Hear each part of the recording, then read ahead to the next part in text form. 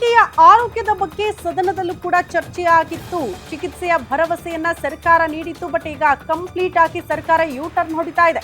ಇದೀಗ ಚಿಕಿತ್ಸೆಗೆ ಹಣ ಇಲ್ಲದೆ ಪರದಾಡುವಂತಹ ಪರಿಸ್ಥಿತಿ ನಿರ್ಮಾಣ ಆಗಿದೆ. ಸರ್ಕಾರ ಹಣ ನೀಡುತ್ತೆ ಅಂತ ಪತ್ರ ಬರೆದು ಕಳಿಸ್ತೆ, ಆದ್ರೆ ಹಣನೇ ಬಂದಿಲ್ಲ ಅಂತ ಚಾಂದಿನಿ ಕುಟುಂಬಸ್ಥರು ಹೇಳ್ತಿದ್ದಾರೆ. ಜೊತೆಗೆ ಚಾಂದಿನಿ ಕೂಡ ಮಾತನಾಡ್ತಾ ಇದ್ರು, ಎಲ್ಲಿ ಹೋಗೋದು, ಹಣ ಇಲ್ಲ, ಹೇಗೆ ಚಿಕಿತ್ಸೆ ಪಡೆದುಕೊಳ್ಳೋದು? ಒಂದು ದಿನದ ಚಿಕಿತ್ಸೆಗೆ 10,000 ರೂಪಾಯಿ ಅಗತ್ಯ ಇದೆಯಂತೆ. ಆದ್ರೆ ಸಾಲ ಮಾಡಿ ಪತ್ನಿಯ ಆರೋಗ್ಯ ಕಾಪಾಡೋದಕ್ಕೆ ಪತಿ ಕೂಡ ಪರದಾಡ್ತಿದ್ದಾರೆ. ಆದಷ್ಟು ಬೇಗ ಸರ್ಕಾರದಿಂದ ಬಿಲ್ ಪಾವತಿ ಮಾಡಿ ಅಂತ ಚಾಂದಿನಿಯ ಪತಿ ಮಾತನಾಡ್ತಾ ಇದ್ರು. ಗ್ಯಾರಂಟಿ ನ್ಯೂಸ್ ಮುಂದೆ ಅಳಲು ತೋಡ್ಕೊಂಡಿದ್ದಾರೆ ಆ ಮಹಿಳೆ ಕೂಡ.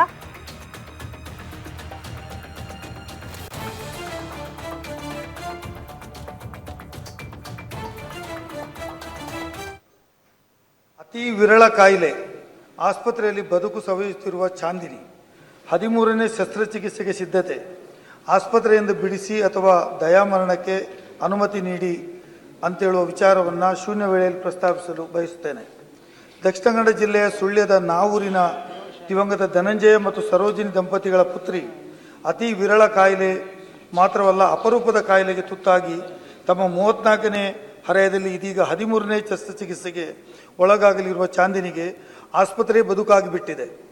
ಶಸ್ತ್ರಚಿಕಿತ್ಸೆ ಮಾತ್ರವಲ್ಲ, ಈಗಾಗಲೇ ಕೃತಕ ಉಸಿರಾಟ, ಶಾಕ್ ಟ್ರೀಟ್ಮೆಂಟ್, ಕಿಮೋಥೆರಪಿ ಸೇರಿದಂತೆ ಕಳೆದ 31 ವರ್ಷಗಳಲ್ಲಿ ತಮ್ಮ ಜೀವನವನ್ನು ಬಹುತೇಕ ಆಸ್ಪತ್ರೆಯಲ್ಲೇ ಕಳೆದಿರುವ ಚಾಂದಿನಿ ಬದುಕು ನಿಜಕ್ಕೂ ಮೈ ನಡಗಿಸುವಂಥದ್ದು.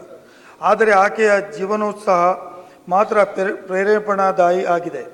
Power IgE medicated mast cell active syndrome ಎಂಬ ಕಾಯಿಲೆಯಿಂದ ಬಳಲುತ್ತಿರುವ ಚಾಂದಿನಿ ಹೃದಯದ ಬಲಭಾಗದಲ್ಲಿ ಟ್ಯೂಮರ್ ಆಗಿರುವುದು ಮಾತ್ರ ಪತ್ತೆಯಾಗಿರುವುದು ಖಾಸಗಿ ಆಸ್ಪತ್ರೆಯ ವೈದ್ಯರು ತಿಳಿಸಿರುತ್ತಾರೆ. ಚಾಂದಿನಿಗೆ ತನ್ನ 3ನೇ ಹರೆಯದಲ್ಲಿ ವಿಚಿತ್ರ ಕಾಯಿಲೆ ಕಾಣಿಸಿಕೊಂಡಿದ್ದು, ತನ್ನ ದೇಹದ ಆವರಿಸಿಕೊಂಡ ಕಾಯಿಲೆ ಅರಿವೇ ಇಲ್ಲದೆ 7ನೇ ತರಗತಿಯವರೆಗೂ ಸೆಂಟ್ ಬ್ರಿಜಿಸ್ ಶಾಲೆಯಲ್ಲಿ ಕಲಿತರಾದರು. ಬಳಿಕ ಸಾಂಪ್ರದಾಯಿಕ ಶಾಲೆ, ಕಾಲೇಜು ಶಿಕ್ಷಣದಿಂದ